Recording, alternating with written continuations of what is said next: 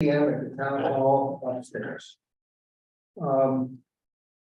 Need a motion to adopt the agenda, but I would like to do the executive session. And if there's any other additions or corrections, let me know. If not, somebody make a motion to amend the agenda to approve the corrected agenda, please. So, Question yeah, about executive session. yeah.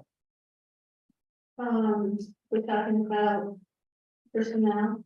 No, it was an issue that I wasn't sure. I told Morgan to put it on, and then I was sick, Morgan was sick, so it never got taken off. But it was just something I was thinking about, and I didn't know.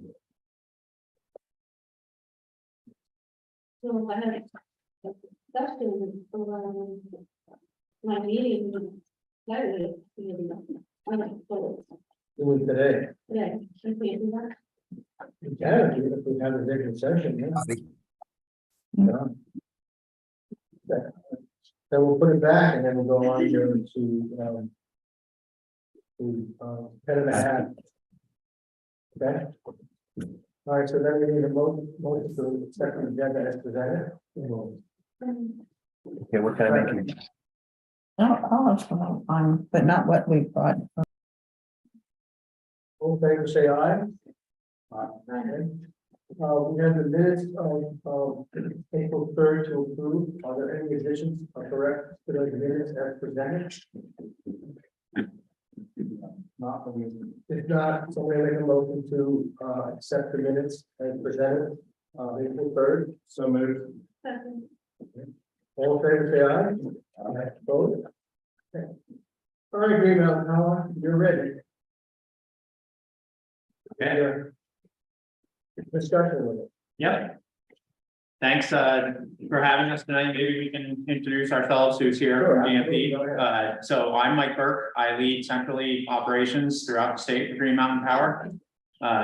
My role in these types of events are to make decisions on how many resources are needed in each district based on the damage we get in, things like that. I'll leave it there for now. Come back to me after we introduce who else is here.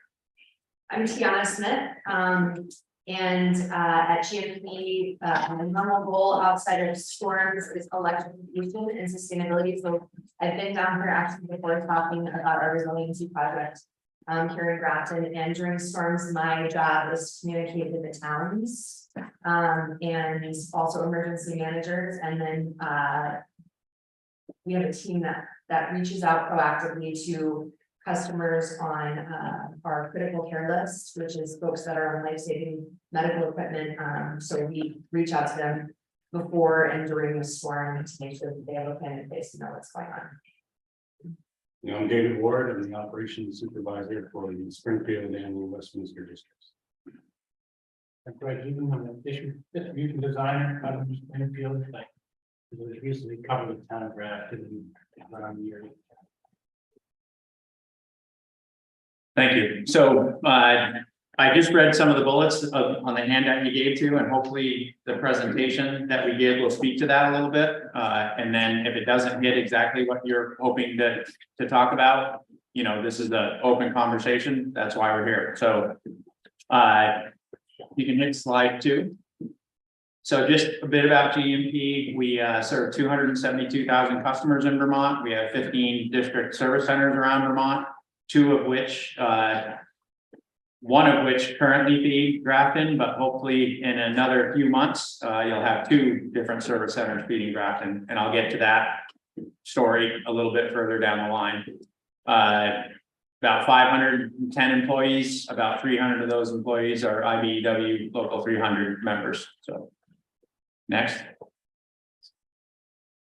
The storms that we're seeing, so I actually grew up in Bells Falls, Saxon River area. I live in South Burlington now, but I grew up down here in the 60s and 70s. And I remember back even just a few years ago, we used to get 1 or 2 heavy wet snowstorms a year, and then the rest would be light and fluffy.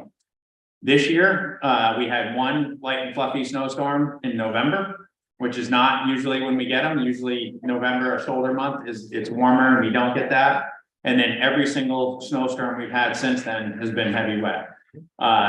We know that climate has been changing, but it hasn't been to the extreme that we've seen this year. Snowstorms at 33 degrees are just bad all around. The snow sticks to everything. It's really no different than an ice storm for us.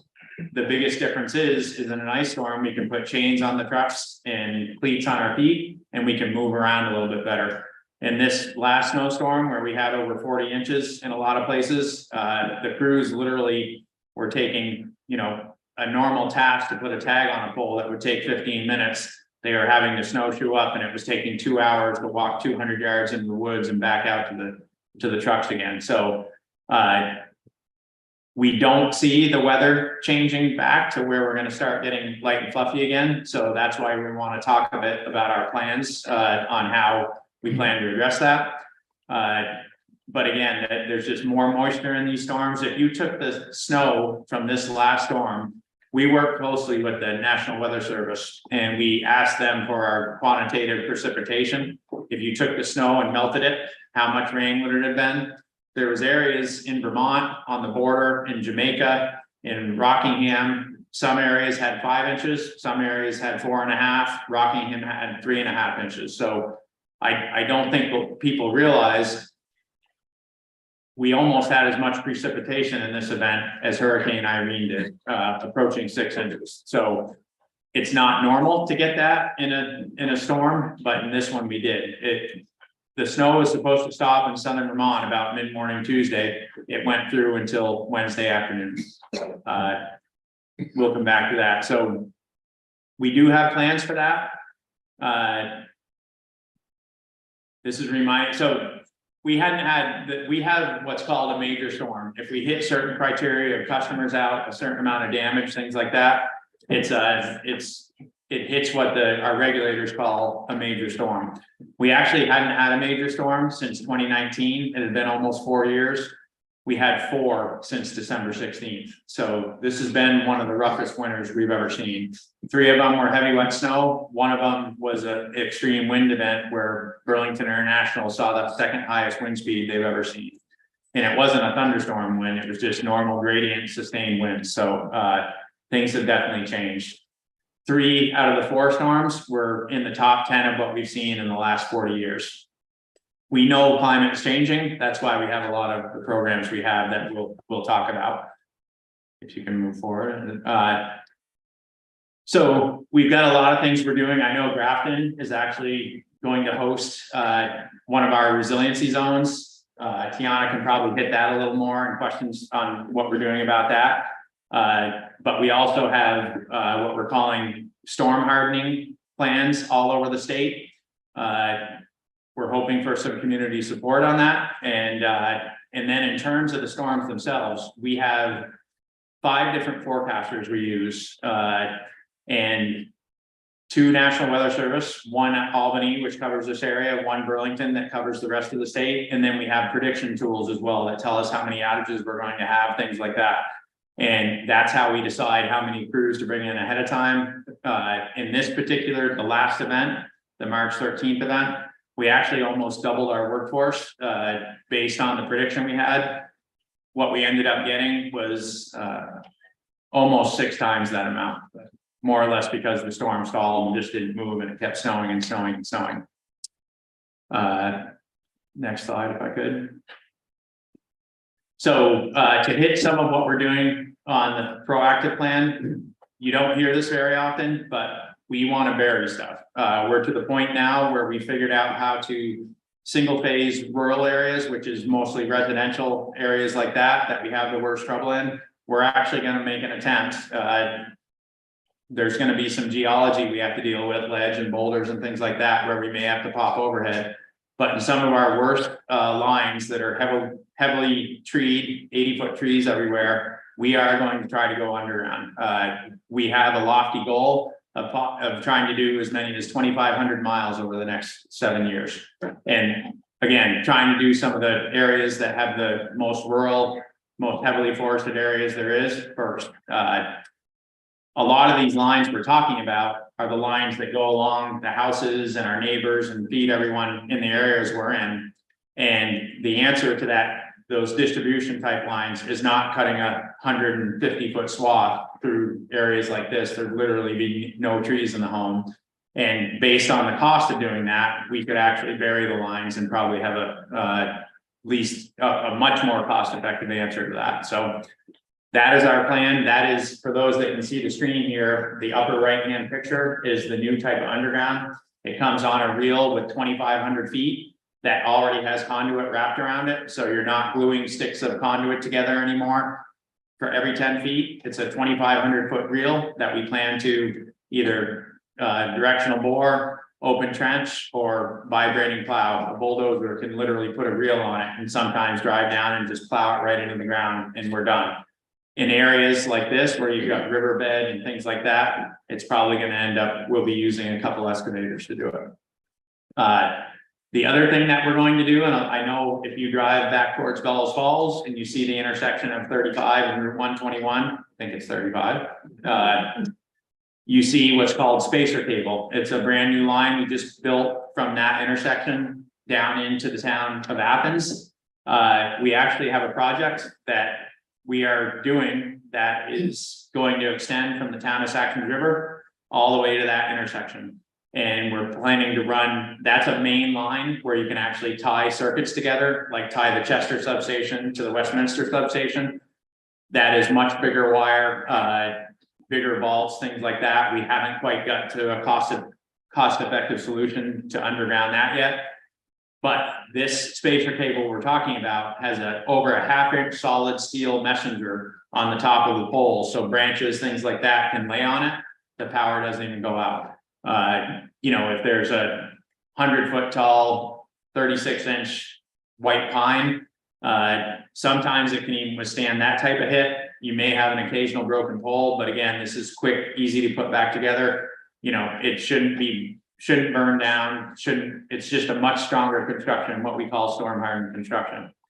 When we do that project, Grafton will go, I think, from about 14 to 15 miles away from the substation to, I believe, about 6.5 to 7 miles from the substation in Westminster. So we're literally going to cut the exposure in half to how many miles of line, how many trees, things like that. That'll be a great improvement, and storm hardening that circuit all the way back to Westminster is the plan.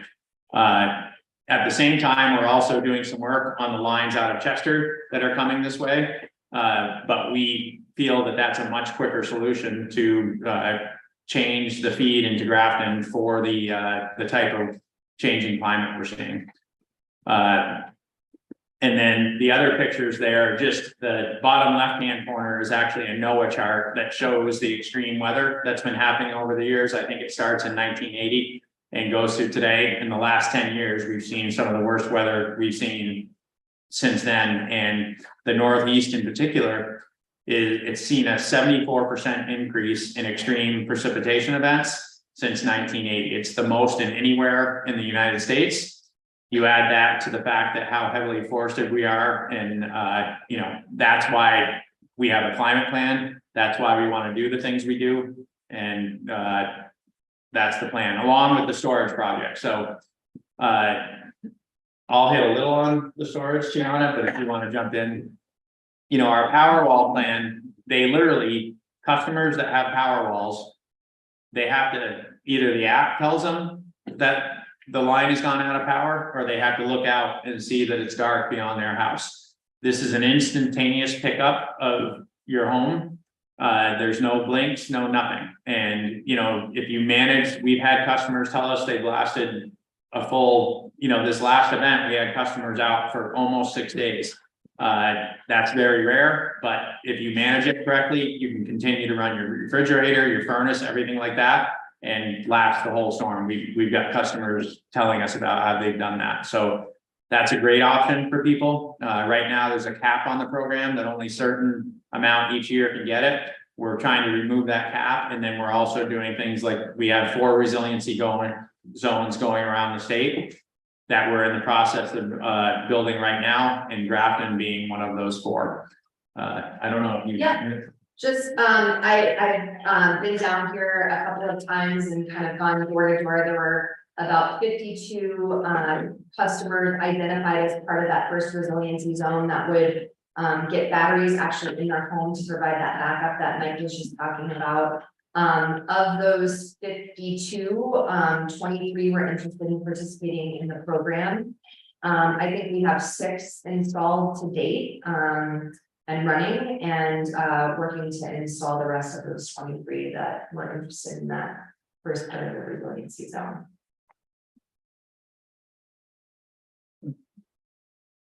Cost of the batteries for the government. Here in Grafton, there's no cost. If they're part of that If they're part of the resiliency zone. resiliency zone. If they're other customers that are just on the Powerwall program, it's $55 a month. And it's a lease, so that cost is it's a much discounted price from if you were to just sort of purchase and install it on your own. Doesn't the $55 cover the installation? $55 is the rental of the monthly rental. Yes, so for that $55 a month, it covers the cost of the initial installation. Yes, I have a letter from you guys from last year. It was gonna cost $4,000 to put the battery system in my house. From GMP. there's also a bring your own device Yeah. program that I wonder if it was that where other contractors, solar developers, things like that. We give an incentive for them to come in, and sometimes they do charge above and beyond what our program offers. So I wonder if it was part of that program. I'll look into it. This is, so the resiliency zone in Grafton is individual home based. We also have town-wide utility scale programs like this. We have one in Panton right now that has 4 megawatt hours of storage combined with the solar, and it picks up pretty much the village of Panton. And so if the grid goes down on either side of that and the grid inside that zone isn't affected, that battery pack will carry the town. And that isn't, so we didn't need to go to individual homes in that case to do it. That area is also more farm-based. It's not quite as rural with all the trees and things. That's why here it's a better option to do the individual home base, because then whether the grid has an issue or not, you're brought back up. One question, so those other people who are in that zone but did not sign up yet, is it still open? Yes, absolutely. Okay, and what do they do if they are interested? They get in touch with, They get in touch with me. okay, can you your contact information? Absolutely. You could leave it with Morgan too. Yeah. Before you leave, anybody who's not here and wants, can, call Morgan and she'll give all the contact information. Would you able to describe what that zone is geographically? I do. I can. Yes, we have a tweet map. So if you haven't heard from me, I mean, we have done emails, letters, town hall, phone calls, visits. So if you haven't heard from me, likely you're not in the zone, but it doesn't mean that you won't be part of the future zone. This is just sort of the first tranche of customers here in Grafton. But I'm happy to show you that I actually have it, so I can show it to you tonight. But instead. Anybody has any more questions or anything that we know, or any more concerns? We've got some more things to talk about, and we'll get into how things worked in this past storm, what we saw, things that we're working on. So this is just a list of projects that we currently have in the plans already that'll help improve the reliability of this area. So the Westminster feed coming through Saxon River into Grafton is the big one. Again, just cutting the exposure right in half from the distance from the substation to Grafton. We also have lines, if you've ever driven route from Chester, Route 11 out to Andover, Londonderry, you've probably seen we've been doing the same thing there. And what that is doing is we're creating bigger backbones between the substations so that if we have a transmission issue, we can actually carry subs off another substation that's close to it. So that one in particular is we're tying the Chester substation to the Londonderry substation. Both of those have single transmission feeds. So, we're trying to we are tying the distribution together to make it as if it has a repetitive feed to the substation, but through the distribution instead of the high voltage transmission lines. Londonderry to Weston, that also creates a second feed to the Chester substation. And then, right now, and we'll get into this a little bit on what we saw to the storm, but the, Chester transmission line, the transmission line that comes in to feed the Chester substation, we put that on and lost it 3 times during this last event, which was a lot of the outage time in the first 2 days. And that right of way is absolutely flat cut all the way out to the edge of the right of way. And what we're looking at there is, in some places, vegetation does make sense to do more. And on our transmission, which is the high voltage lines that go between substations, we are in the process of trying to get landowners to allow us to take a further width on those. Again, those are the ones you may be driving up the interstate and see a big wide swath through the woods. Those are our transmission right of ways. There's usually not homes there.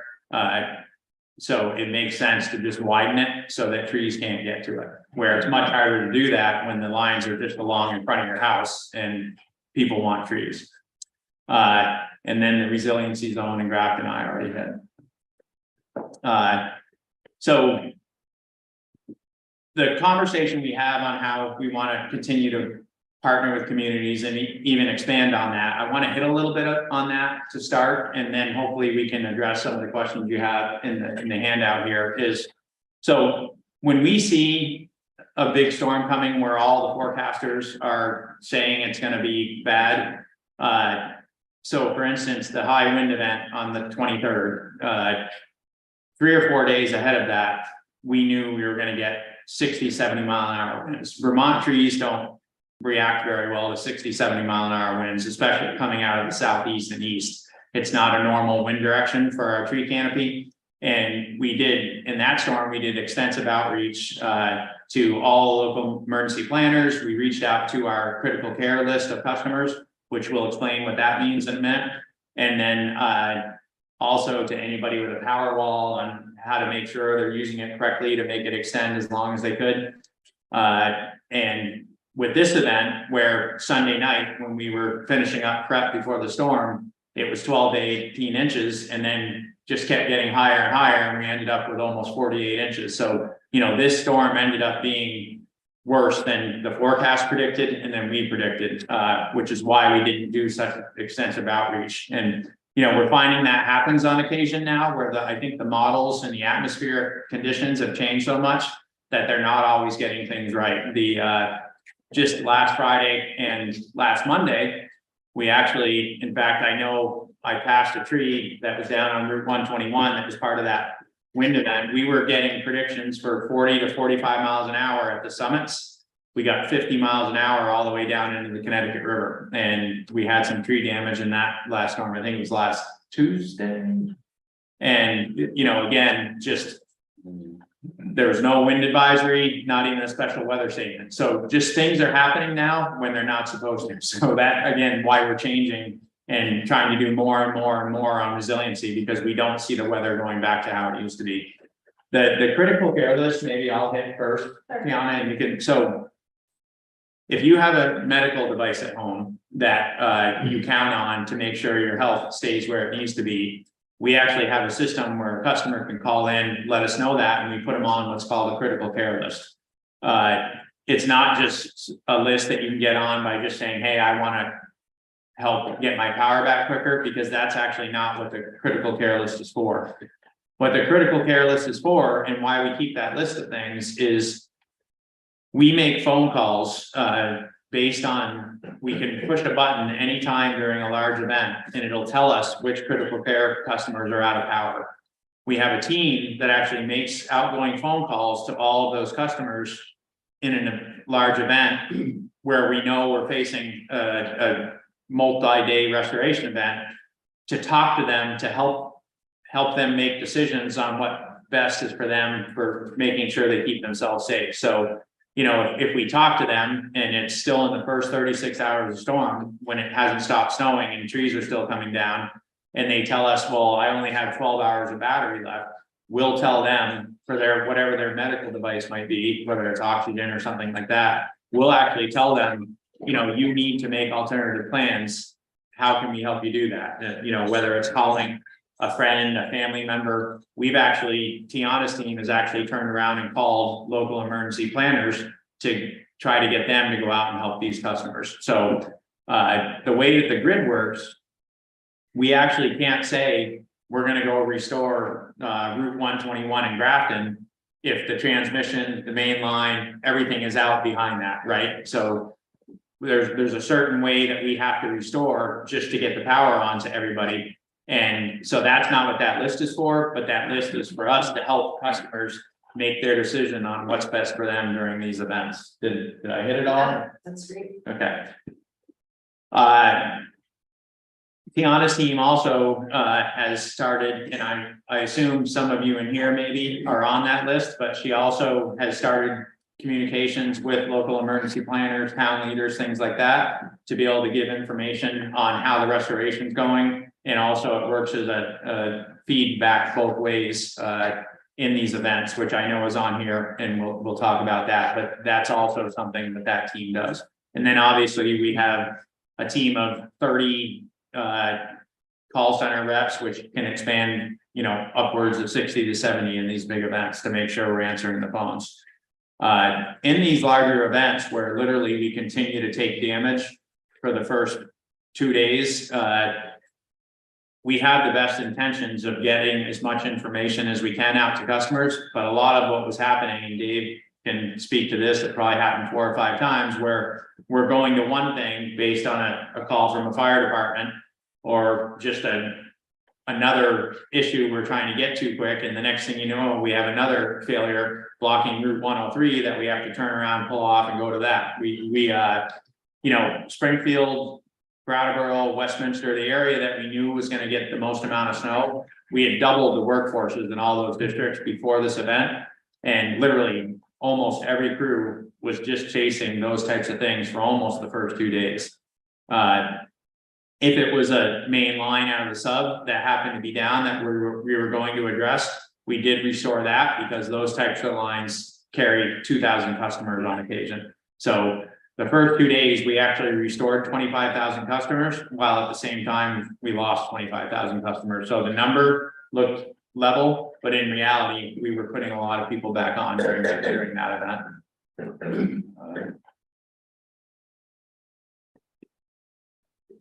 Yeah, so this, you can go forward. This is just, I already talked a little bit about the storm planning. We have systems, we have forecasters that do forecasting just for the state of Vermont utilities. We have forecasters that do outage prediction for us. And we base all of our planning off those. And then we also double check with the National Weather Services too. And sometimes they get it right. Sometimes that I don't know if you looked at the warnings for this storm, but originally it was Bennington and Windham County.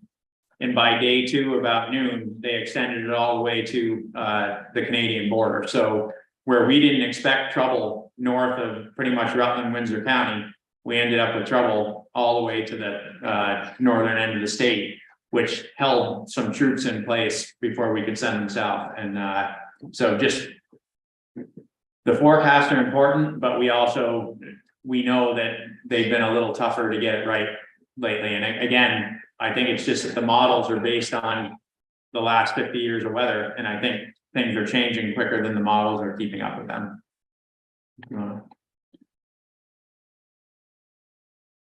Just a little bit on that storm. So by the end of the storm, we had quadrupled our workforce. We were feeding and working upwards of, if you count our internal people, over 1,000 people in the field working on this restoration. And these were either rated line crews, tree crews, electricians from all over the Northeast United States and Quebec.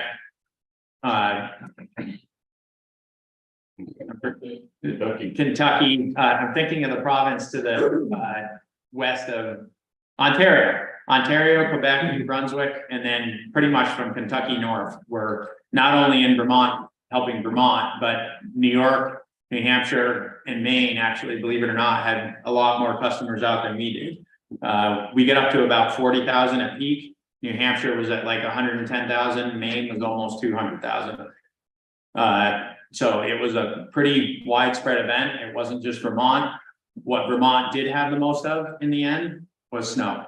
We ended up being ground zero. The way that the eastern winds hit against the Vermont ridgeline, it stacks the snow up and it just keeps falling. And pretty much from the Massachusetts border up through almost into Orange County is where we saw the most. That's where I talked about the 5 inches of snow. It was just on the eastern part, mid elevation of the Vermont ridgeline.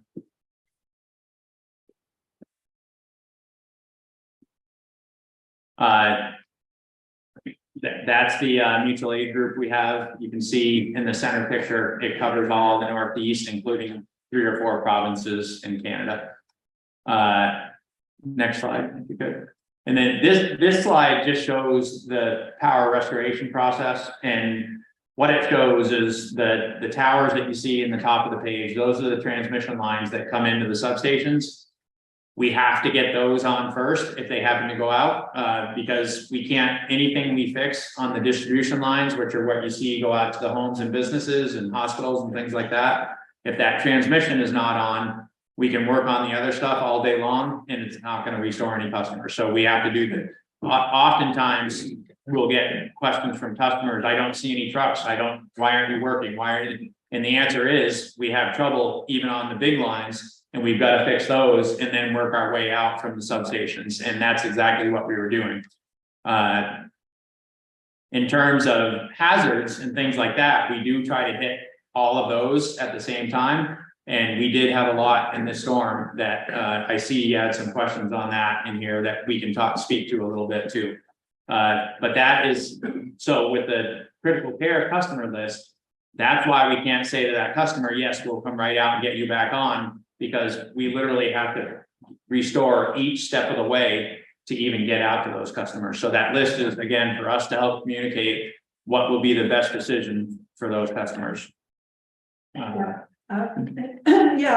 Let's just clarify something that came up that we had recently a community meeting with our representative Heather Chase. Mm-hmm. And at that meeting, it was said that if you are what you call a critical care person or household, GMP will make an effort to restore your power. That's actually not correct. So that's a misunderstanding. And I hear you saying that. Yeah.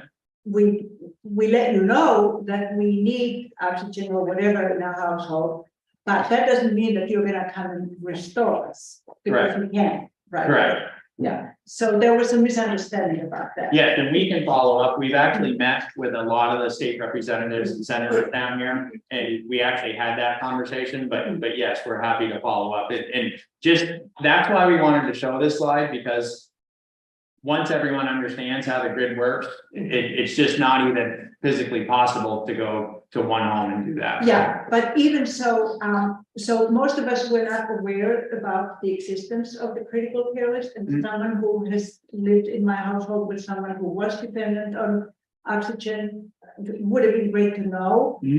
I know it's on your website under safety tips when you look for it, but it's not exactly easy to find. And I'm wondering, since you communicate with us every month in form of the bill, perhaps a couple of times a year, you could put a little notice. Keep in mind, if you need to be in our critical care list, call this number. Absolutely. Would that be possible? Yeah, okay. Yes, absolutely, we can do that. Thank you. If you, next slide. That's just showing that we went to Wardsboro and had a conversation there, and the damage into Wardsboro, that's where I was talking. We had 46 inches of, I don't know how much we had here. I'm sure it was close to that. But some of the customers there were telling us that, on day 2 of the event, they still thought it was isolated to just the Wardsboro area. And they finally were able to watch the news and saw that it was Bennington County, Windham County, Windsor County, Orange County, and then New Hampshire, Maine, New York, this ended up a pretty widespread event. I took this early in the morning of Tuesday, and you can see it hadn't peaked out yet. We didn't even make the top 5, but you can see New Hampshire was at 70,000, Maine right behind him at 60, and unfortunately it continued to climb for another day and a half after that. The thing just stalled. There was a high pressure system to our northeast over Canada, and it just locked the system in and it didn't move. And then the last slide is, we know this was tough on everybody. We know it was tough on our customers. We know it was tough on the local emergency responders. It was tough on our team. And it was, once we'd see people like this on the side of the road, our crews would come up on this and they took the pictures. So that was nice to see. But again, we understand how tough this was on everybody. This was a different type of storm with the amount of precip and the fact that it just stayed 33 degrees. But we have plans to do what I'm talking about, because it seems 9 out of 10 storms this year were this type of storm. Luckily, a lot of those storms, there was only an inch of total precip, right? And not 4 to 5. But if this is our future, that is why we're putting such an urgency to this, to get this line fed from a different way, just to cut the exposure down by half the mileage. So to speak a little bit on the hazards and things like that, which I know are in here. So we have a system that shows us where the hazards are. It tells us what kind of hazards it is, whether it's a down wire or whether it's blocking roads, things like that. In this storm, there was just a lot of them, and we were doing everything we could to triage, Dave and his team locally to triage to try to get to every area we needed to. I know in some cases there was reports of lines down, energized. We actually know when the circuits are on or off in some cases, not all the cases. But we do have to triage in an event like that where it's so widespread to where we can get to first. We have this new connection set up with Tiana and her team, and we've also been trying to make sure that the local road managers are connected with the Springfield team to have that open communication too. I know Dave was talking about whether he had them for the Grafton area, and you know, that's not a phone call to call in outages and things like that. But if you know, if something just happens and the road manager has a contact with Dave, we can try to make sure we're prioritizing everything as quickly as we can. So we also are talking about how we can actually even divide our crews up even more to be able to respond to more of those things quicker. So again, this event was different. Not every event is like this. This was, like I said, these 3 out of these 4 storms were in the top 10 in the history over the last 40 years.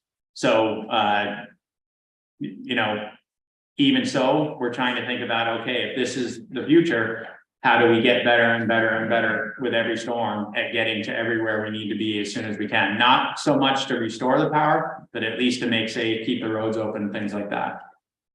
Can I ask a question now? Yeah. I think I'm summarizing what our local feeling is fairly well. Our biggest problem on a multi-day event is lack of a local communication with the organization as to what the situation is. Like Northborough, they didn't have any worldview, but more importantly, what's happening within our town, being able to communicate that into your network without going out and counting on the trucks that are running around, but maybe from Kentucky that basically don't know. We want to be able to communicate with basically the crew boss that's working this area in some kind of a timely fashion, so that our local emergency management can communicate with our residents so that they can have a certainty of, or at least a measure of certainty of what the situation is. If they're going to be without power for 2 hours, a day, a week, all of their decisions are based upon, what you see as the, situation for you. You have the picture of your road crews have a local picture that's pretty good, but we here don't have a big picture. And I'm suggesting that we need some means of communicating with the local. And that's not just our benefit. Our road crews and our emergency folks know where their lines down, know where we've got to run a snowplow through. We can't because of wires in the road. If we had some way of, on a periodic basis, informing our emergency management, which in normal times it's just going to be perhaps the town administrator, but if it's several days, we may open up an emergency operations center. So our EMDs, we're going to get pulled up to be a hub for communications within our community. And we need to be able to draw information in and give it back to you guys. And I think there's a synergy there. We can help you and you can help us. And the more we can put our residents at comfort of knowing how big this problem is going to be, I'm not going to have to go out of state and find a motel room, or can I weather this until tomorrow? That kind of decision is really quite important. Yeah. So I can start, Tiana, and so we actually want to create those local connections, but if we overload the local connections that actually is dispatching, and then that's not a good answer either. But what we have built, and I assume you were probably sending the updates, right? I wasn't, yeah, I mean, I was on the phone with Kim Record probably no less than a dozen times over those few days, and I spoke to Morgan, I spoke to your road foreman multiple times. They had my cell phone, called me in the middle of the night to tell me about down wires, and So putting that back. what we have is, so Tiana and her team, we actually create what's called a high level assessment. And because of the reasons I explained, how we're headed to one and we have to pull off and go to another, it's hard to give in the early days estimate of when each particular section of line is on. But what we do is usually, and we have to stop taking outages before we can make this estimate. We have systems that tell us exactly how many crews we have, how many outages we have, and when the last customers in that area will come back on. And Tiana, Candace, some others on that team will send usually twice a day once we get to that point to a local emergency planning email. And if we don't have enough people on there, that's certainly something we can do. And that also works as a back and forth with the issues like you talk about. Once, you know, in a smaller storm, the local connections work well. But in a storm like that, where we actually have 3,000 separate events to respond to, we try to keep the local areas concentrating on, we had what, 80 crews working out of this one district. And we had, I think we had 3 or 4 dispatchers, so we spread it out as much as we can. But for them to be taking all those calls is tougher. So that's where Tiana's team comes in. And did I hit everything that your team? Yeah, we have Eric Stevens, Bill Kearns, and Robert Sprague and Morgan Wilbur on our contact list. Those great people to have. Mike, you had my phone number because I know you Sure do. Yeah. Write myself home. I'll be bright and early. Yeah. Yeah, but, and that is really to give, what we give in those early stages of a storm is a high level district restoration plan. So if the system's telling us Friday or Saturday, we'll tell you that on Tuesday, so you know what we're facing. It was really helpful though to hear from Ken and to know this is exactly where this wire is down, this is exactly what we're seeing on the roads here in town, because then I'm from the storm center able to tell Mike and others that are leading it. And you know, usually we already have it listed in the system, but I can at least say to them, there's these wires now. I think if it wasn't immediately clear in the presentation, the damage was so widespread that those incidents were happening literally all over southern Vermont. with the first 2 days just clearing roads like that, literally in town, all over southern Vermont, so. Just different. But sorry, Was there a way so that the town crew and the fire department and rescue know when wires, we knew wires and things were down, we didn't know if they were dead or alive? Is there a way to let us know, because we are at a standstill? so here's the thing, all lines until a line crew has been there, tested and grounded the line, whether they're alive or not, you have to treat it, and that's actually an OSHA rule, so you can't. So we can't, in other words, we knew when the substation was out or not, but that doesn't allow us to tell you, yeah, that, because what happens is people that connect generators wrong, things like that, it can actually backfeed to the transformer back onto the line. So, you know, really what we're trying to do is in a widespread storm like that, we're trying to triage how we can put even more people splitting up crews, things like that, to how we can get to these in a more expedited time. But we know when the substations are out, absolutely, we have smart meters, but we can't tell you that's okay for you to go. That's the last thing we want you to do, so. Well, one thing I'll just add is that because these storms are so different, we are, and part of what we're doing here is we want to be better at communication. So whether that means in the future, we actually dispatch someone like me or on my team to actually sit here at the town hall and feed information. We're talking through all kinds of strategies right now to be able to get you that real-time information that's happening as it's happening. You know, making sure that when we're providing estimated times for restoration, that we're using language that actually shows what we're doing, right? Clearing roads, clearing hazards, making things safe so that people know what to expect. This was the, you know, as Mike said, the storm was supposed to sort of move north and it stayed in place for 2 days, dumping snow, you know, 48 inches in some spots. And so we want to, in the future, be able to communicate that exact thing very real time so that people know what to expect. You know, even the high wind event that we had at Christmas, we had a lot of damage then, but we could move, right? There wasn't 3 to 4 feet of snow. What was different in this one is even when we knew where they were, our crews, just like your crews, were battling just to get to these areas. And that was what was different. I mean, we have pictures of fire trucks that people were sending us that were off the road, that had slid off the road in areas. And we know how tough it was. That we're not saying that was why it happened. We know we actually have to prepare to be able to respond even in that extreme event, and we're working on that. But it was different.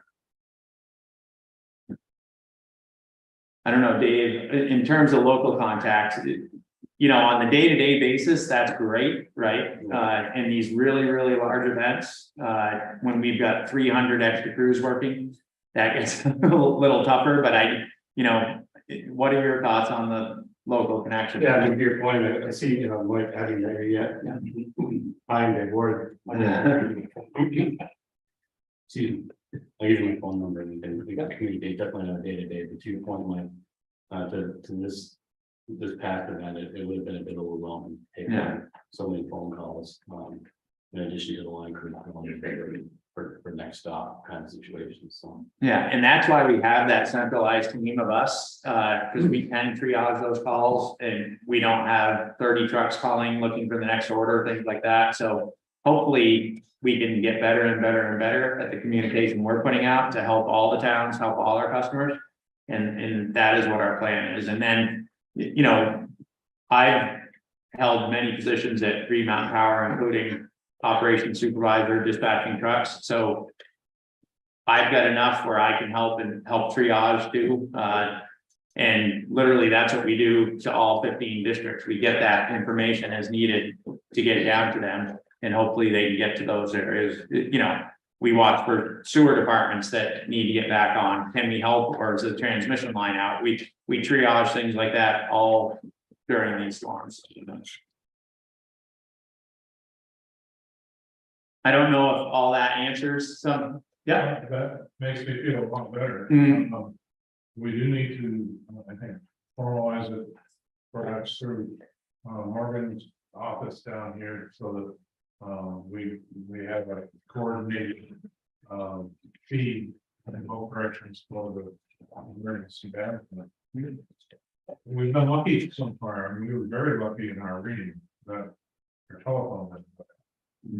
Our telephone is mostly underground coming out of Grafton.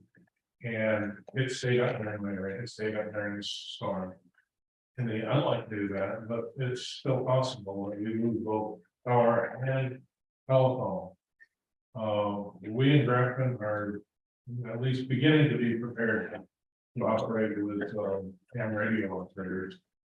Is your group preparing to be able to communicate the same kind of information? Probably through the Waterbury Emergency Operations Center to do the same kind of thing, although it would be a much lower throughput, but at least we get a situational awareness. So in these larger events, we actually, I don't know if we'll be able to do what Tiana said, which is station somebody in every town, but we actually do station somebody right in the EOC at Vermont Emergency Management.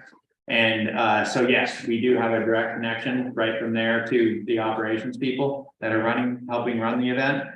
As an example of that, so we've actually made a lot of calls. If those critical care customers were calling, if we hear something that distresses us a little bit, which we did quite a bit in this past storm, where maybe a customer had a propane heater in the house or something like that, that we actually had a direct connection to either a local emergency planner or through Vermont Emergency Management.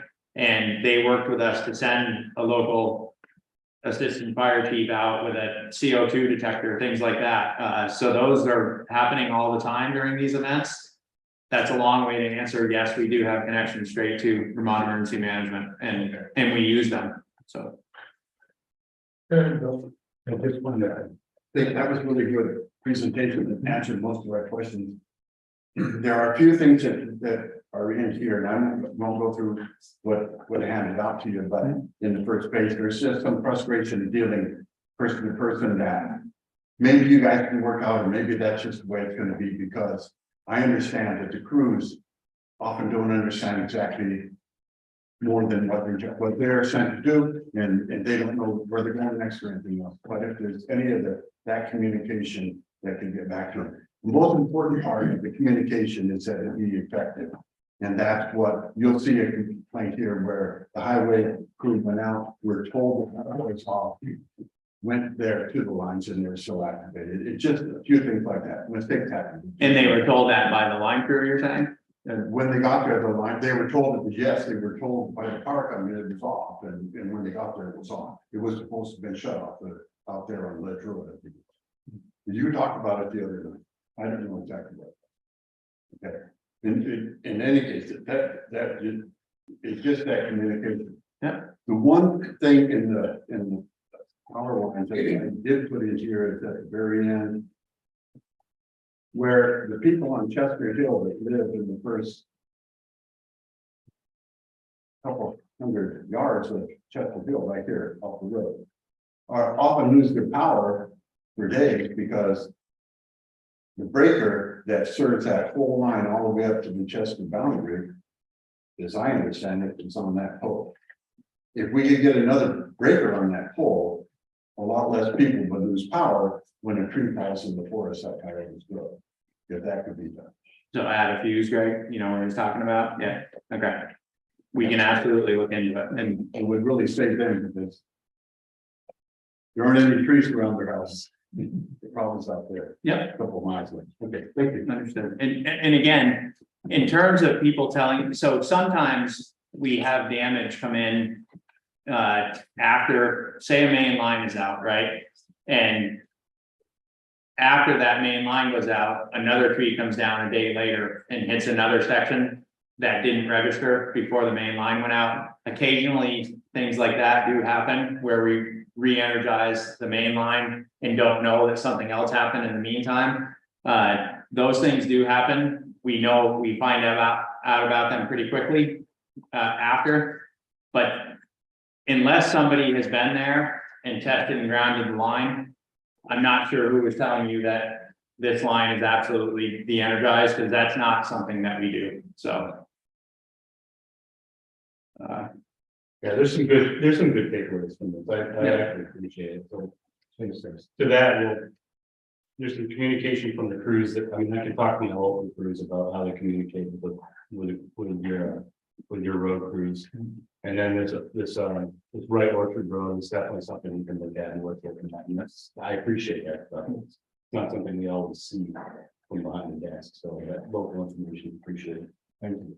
Yeah, and we do have heat maps of where the most outages are, and, you know, take this storm out of it because it was so extreme, but we have data that there are heat maps, and we're going after the areas first that, you know, the lines may be perfectly fine, the wire may be perfectly fine, but it's not storm hardened. And with today's weather and the amount of old growth trees and things like that, it's just, we're going to change how we feed those areas, and hopefully it's going under the ground.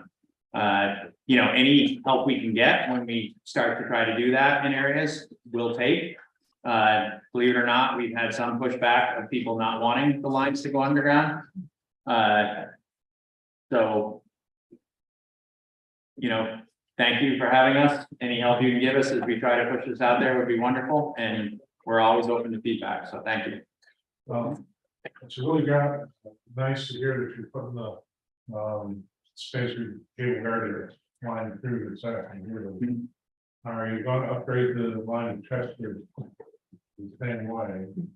That's one question. The other question is, will you at some point extend the 3-phase line in Athens down to connect up with Townsend? So probably a length of about 3, maybe 4 miles. 3-phase to 3-phase, that you can connect up, and then you have all of that for redundancy coming in down as well. So that one is not on the books. The distance there is even further than what we're talking about with Westminster. Westminster is a lot closer. I think it's literally 6.5 miles versus 13 or 14. I've got to measure it on our maps again, but it was cutting it in half when I measured it the other day. The line from Chester to Grafton, we're in the phasing of how to do that. So yes, that project, I'd like to see a lot of that underground where we can, overhead where we can. But the new tie to Westminster is going to be, we still have customers on that line. The new tie to Westminster, it's all roadside, all state highway, all paved. That's a really good upgrade. I give credit to Dave and his team down here that are getting that done. So hopefully, I don't believe we need any state permits or anything. We just got to get the final approval from a few landowners and get the design done, and we can literally start building it. So I just have a comment. Those 3 lines going into Athens definitely made an improvement for Athens. yeah. That's it. And when It's that like gets 7 connected, trees And it's just laying on top of them, and we were still able to get approved. and it stays on, And, yeah, well, there was other parts that knocked out, but. yeah, behind it. So Yeah. this new spacer cable it's not new. We've been doing it for a while, but more and more every day. Like all of our main lines are what we want to do, that we want to build it with that. And we've had areas in Sharon, Vermont, for instance, there's a line that goes from Sharon to Stratford. It's 13 miles long. And at the end of the storm, we sent a crew out there. There was 11 trees on it. The customers never knew. We removed the trees, they stayed on. That's how, again, solid steel at the top of the pole that doesn't care what's on it, as long as it's not so big that it, right? I mean, it was like 7 poles and every intersection that had a tree on it. A section, and it was held up great. That's why we want to put that everywhere we can, so. Another one question, we do have a meeting to go. Sorry. It's okay. But we would like to get out of here, so. Yep. Nothing else. I really appreciate it. I think it's great. I think I'll get a lot of progress and anything in town can do to help you. That is our under control, we're here to help. Okay, thank you very much. Because it is a cooperative effort, and it should be a cooperative. We want it to be. Okay? Thank you very much. And thank you for having us. And like I said, I know that was tough and hopefully we don't see a ton of those, but we're gonna be prepared if we do. Okay? I hope not, Thank you. Yeah. but I can tell you one thing, what is the problem, they kind of not the right over their property after. We're gonna, yeah, It's the only business that you can be wrong and still get, still keep your business. Did I tell you? I still think, you know, the models just aren't keeping up with the changes. Okay. So. Thank you. All right, thank you. Bye, thanks.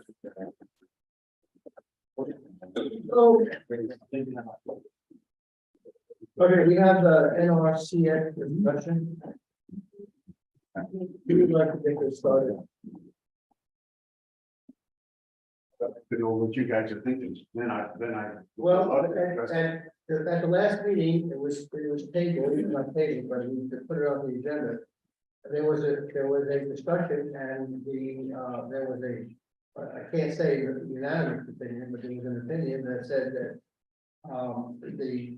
I think it was 6,000 and change or whatever, shouldn't be paid by the landlord. That's where the discussion started and that's where the discussion ended.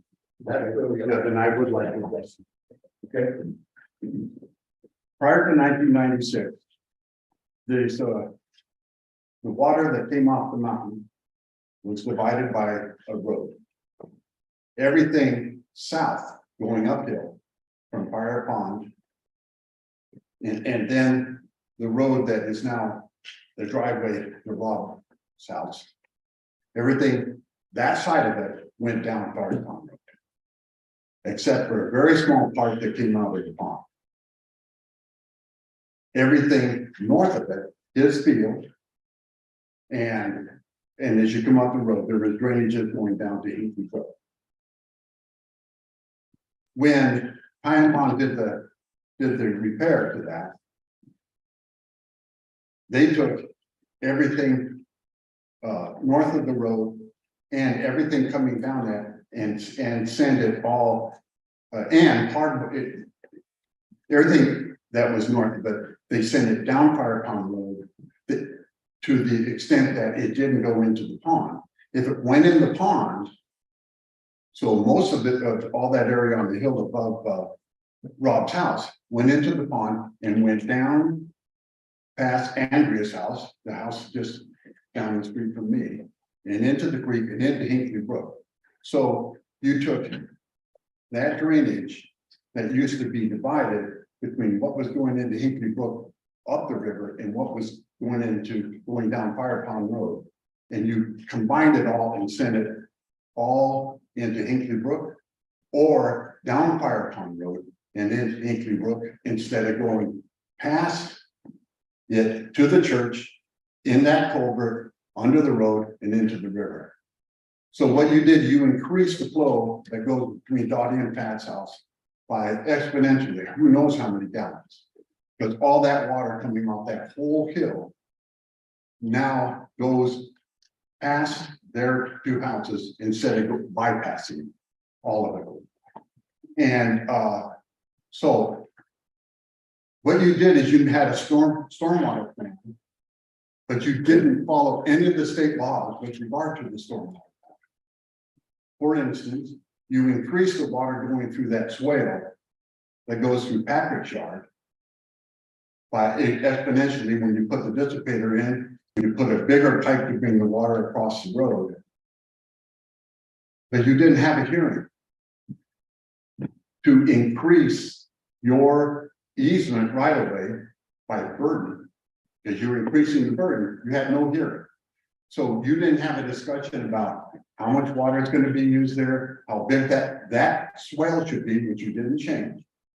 How much water was going to be added to the water going past their houses instead of going down and through a pipe through the middle of town. And at that hearing, you should have discussed what you were going to pay the two of them, but especially Patrick, because it's on his property, for the right to increase the easement on his property. You didn't have that discussion. It's right in the law. Title 19, 901 and following, it's right in there. You have a semi-judicial, wayside judicial public hearing to determine whether this is a good idea, whether we need to do this. Is what we're doing sufficient? And what are we paying the landowner because we're using his land to drain our storm? You didn't have any of that. So because of that, what you have in that small area, in a small distance, a couple hundred feet of Hinkley Brook, you have a stormwater system between those two walls that you created that is insufficient to carry the water. And you have a swale that is failing at the end. It's collapsing into the creek, which you have to fix according to the same Title 19, 901 and following. You have to fix that. And you didn't offer him money for the use of his property, but now you want him to pay for all the damage that is caused by the more water going down there than it ever has before because of the way you designed the water coming off the hill. So I think that at the very least, you should take that whole match and pay that whole match. And in addition to that, you need to fix where at the end of the swale where it's collapsing in the river. And I don't know, Morgan gave you the maps of that you gave me. If you notice at the end of that swale, how it narrows, how the creek narrows, because the swale sticks out. And that all needs to be cut back to widen it. What's going to happen with the first 50 feet is where the birch tree is, and that's gone. And you see that what's poking out there, that gets down to 7 feet from about 12 all along there. And that's what caused the problem where he did it there. It's the same thing up by the swale. You narrow the creek all of a sudden. The width of the river at the culvert is 12 feet. It's a 12-foot culvert. It's 12 feet for a little ways back, and then it gets down to 7, and then it's about 10 or 11 feet all the way back up, and then above body cannons, it's again 12 feet. And the whole thing should be that. But fixing that first 55 feet is going to help. But if you don't take care of the swale and fix it, when it collapses, all the rest of that stone wall on his property is going to go. Hopefully, when Ivor fixes this thing, if you guys agree to that he should, and you hopefully pay the matching fund, he should tie that back in where he ends. He should go back in a bit, so that when this fails and the rest of it all goes down the creek, it doesn't take that new wood out of it. So the town, we were asked before at one time, why are we working on private property? You're working on private property because you made that property. You made that stormwater thing that is on private property. First of all, the first part of it is yours. That's on your easement. You have to fix that.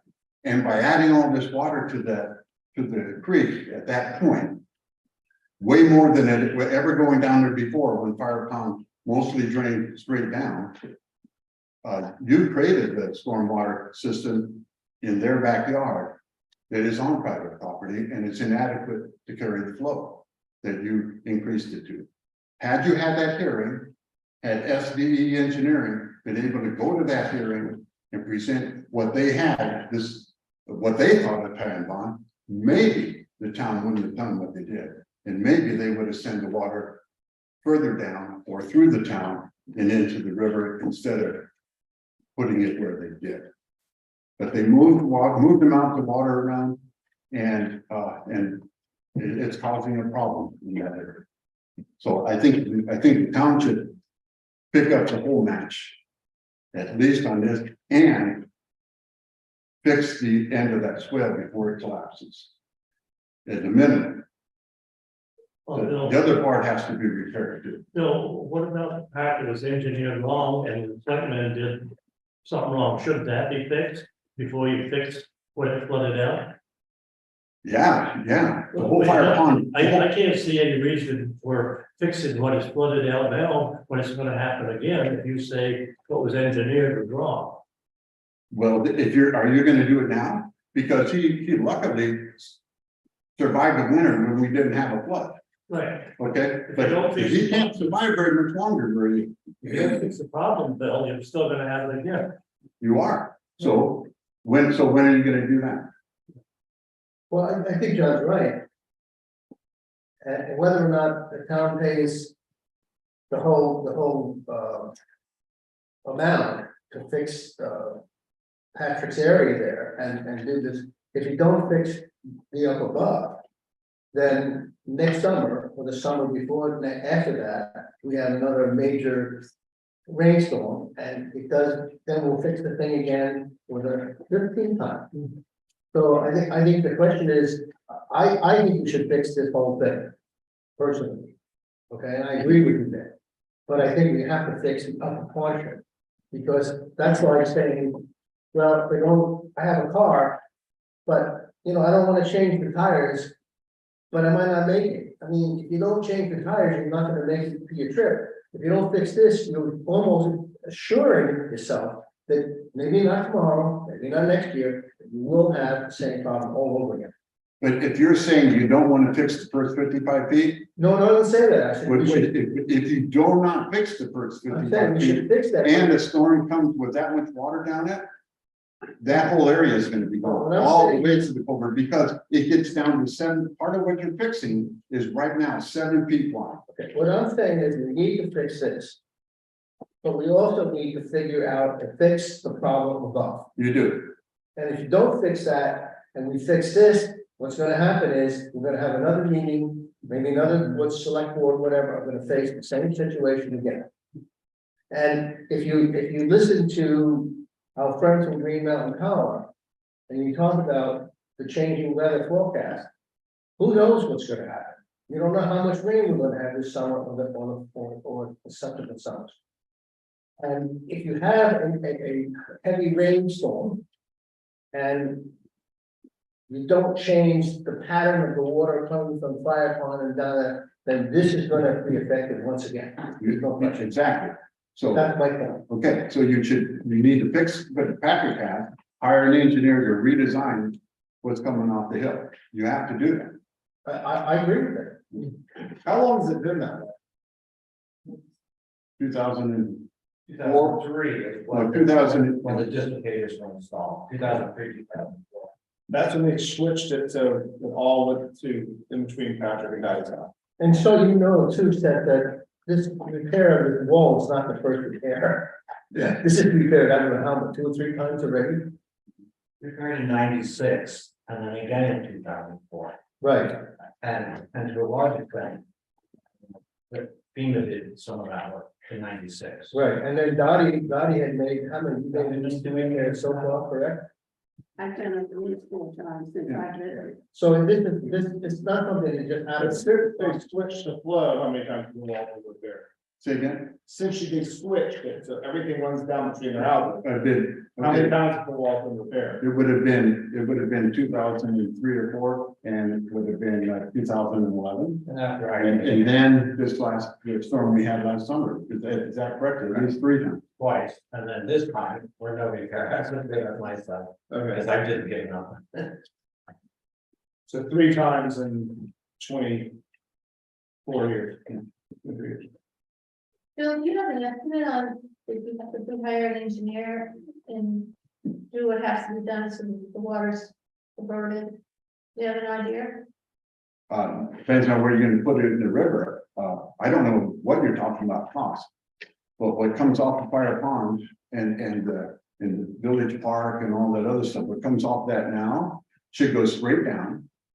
Straight down the road, dig up the road, put in a culvert all the way down the road and go somewhere into the river, either after the town, go all the way down Main Street. And losing Yeah, money. you know, and someday you're gonna have to do that. Because we have all these drainages out here, how long are they gonna last? I don't know.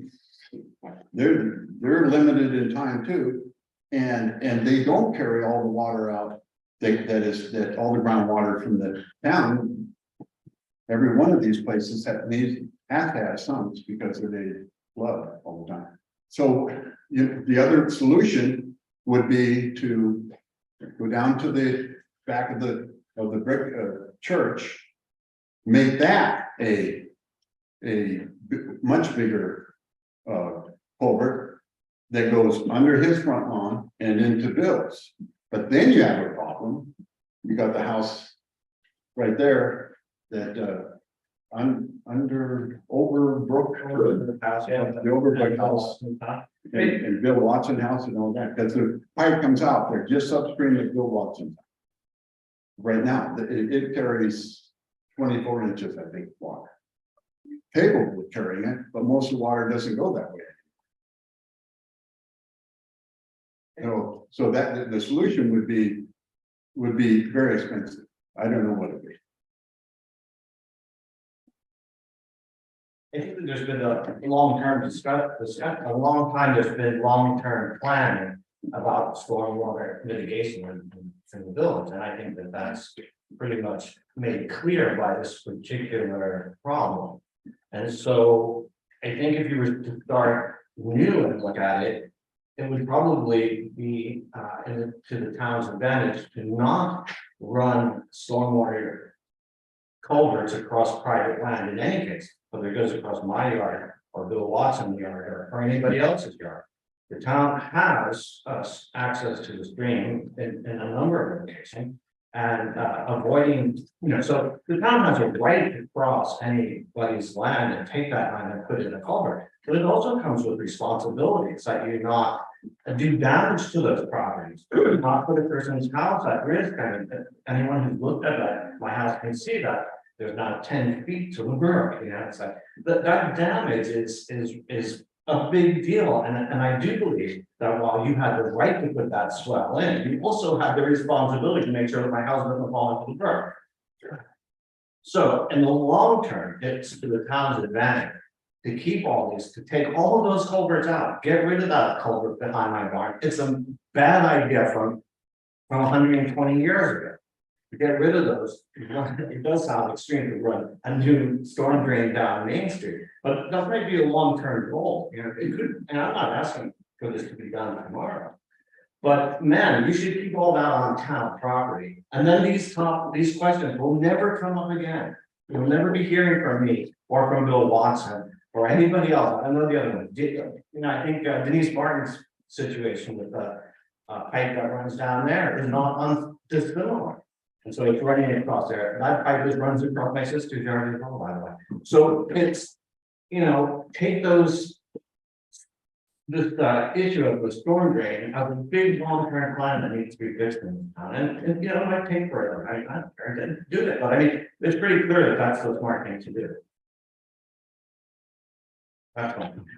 And so in terms of this particular case, yes, I'm very sensitive when I hear people in town saying, why are we doing something on your land? It actually upsets me.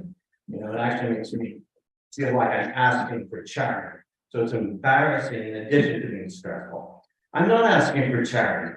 You guys, the town had a right to take put that culvert in, that swell, whatever you want to call it. But yeah, you also have responsibility to make sure that I didn't have to come up with $40,000 to repair my yard. And in 2004, when Harriet Belkin still on the property, she through me hired a lawyer to say to you, look, we're putting you on notice.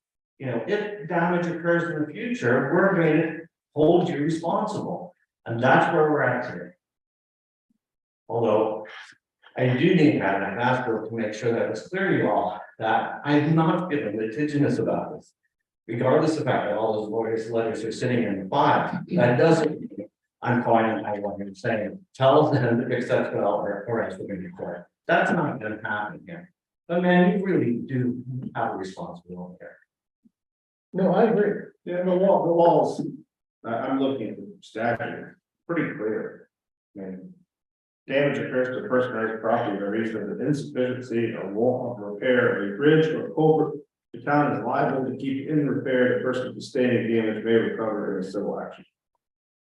No, I agree with that. I think the town's responsibility is. So it's in the context of the grant, man, not just the Band-Aid, I mean, that one has to be done because of the danger to my house. Don't forget that I think the town applied for 12 or more different pieces of property, and only 2 were recognized by that grant agency as like actually threatening somebody's house and life.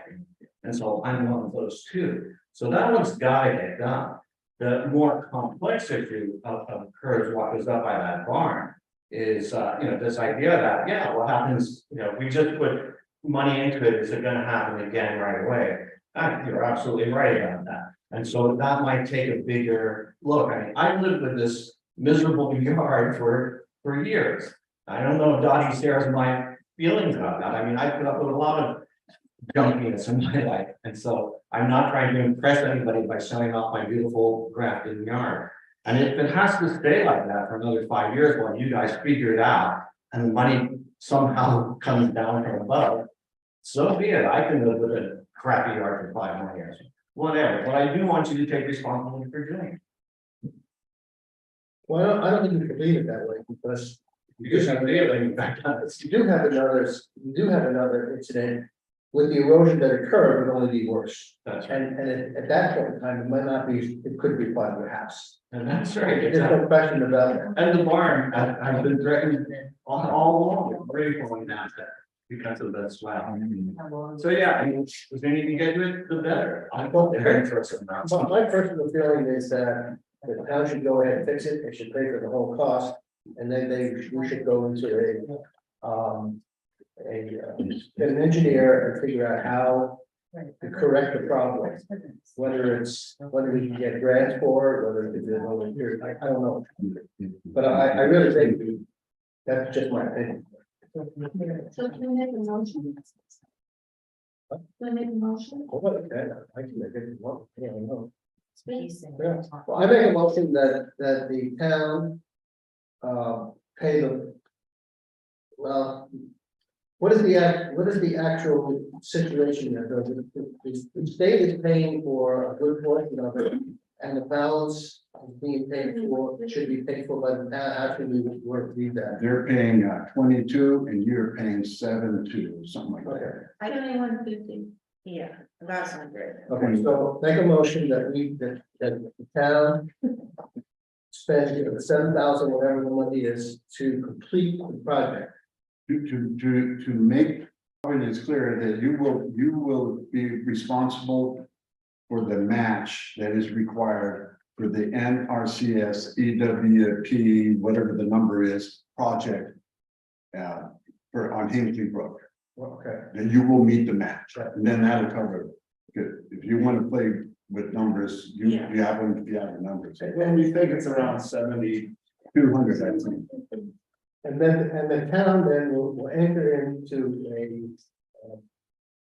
discussion or engineers to see how it can be to mitigate the upper portion of it. So that it doesn't, so what we're doing doesn't happen again. But I think it's important that it just, you just don't fix this. I think we have to look to see what the long-term solution is. That would be my motion. So I second it. Do we have any other discussion? Would you like to do all the culvert down Main Street? No, I know it's in Main Street. I don't know part of Main Street. If there's no other discussion, You want buried wires, there they are.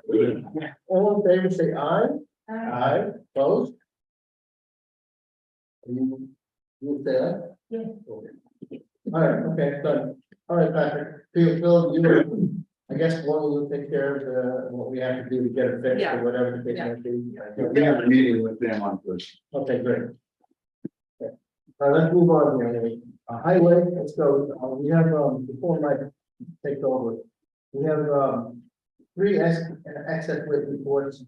the Dead River Company, we have a, PNG and a American. Amerigas. Okay, so somebody make a motion to accept those and have, Morgan sign them. So moved. Okay. All in favor, say aye. Aye. All, okay, go ahead, Mike. The grader's back together, that's running. I called Basins this morning and said by the end of the week, they'd come pick theirs up. Everything else has been back together, so we're grading roads. We'll get back to picking up the debris around town. So this, probably towards the end of the week. And hopefully next week, we can maybe jump over to Anderson Road and start working on some of that project. Some of the grant work. When we met with Indian Regional, Jeff Nugent. I'm trying to think what day that was. Thursday. Thursday last week. And we went over our tablet and more of the GIA work that we're gonna start and get Kobe into that. We got another meeting with him. Hopefully Morgan will be available that time. So we can get her involved. So we're getting everybody on board and get the summer going. That's pretty much it. How will we deal with the paving bids? I've been working one up for Okay, good. the I just gotta get together with Morgan this week and so we can write it up, get it out. To advertise it. Anybody have any questions in mind? Roads were good. We're getting there. It's not snow on, I'm good. Morgan, you wanna do, any part? Yeah, Down here? I can talk on the ARPA funds. So the town received 201 and $784 $1,000 in ARPA funds initially. And then was awarded an additional $888 because some towns declined the funds. So then that got dispersed to the others.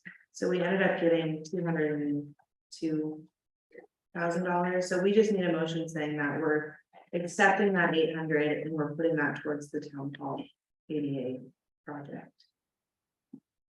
Okay, what about the money you saved? We still did that. We got- That's all done. Yeah, we got that. So we're all set. So that's all set. Yeah, that's Good. FEMA's well done. Good. We need a motion to accept the $800. yeah. I move to accept that. Second. Additional. That's it for. You seconded, John seconded. All in favor, say aye. Aye. Opposed? I don't think anybody wants to give way one. No. I hear it was good. Some people. Well, there's no committee reports, but we'll go into executive session for that. Other business? If there's no other business, any public comment? If there's no public comment. Somebody make a motion to enter into the executive session for personnel matters. In favor? All right, Morgan, we're going in at whatever the time is, in the executive session. Thank you for coming, everybody.